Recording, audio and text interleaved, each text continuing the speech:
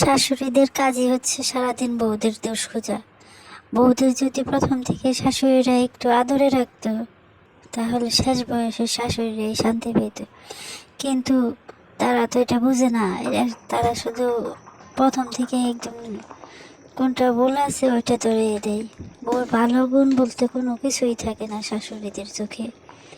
যদি থাকতো তাহলে একটা দিন হইলেও গুণ গাইতো। তারা যত পারে দোষগুলাকে শুধু খুঁজে বের করে, মানে আর কোনো কাজ নাই। বউদের কি কি দোষ আছে সেটার পিছনে লেগে থাকে।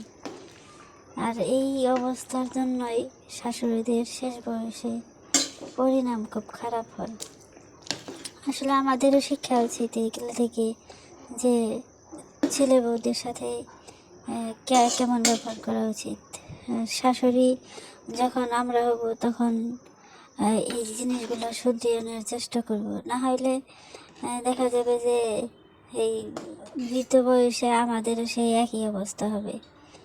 কারণ যে যেমন করবে তার সাথে তেমনই হবে, তার ভালো কিছু তো আর হবে না।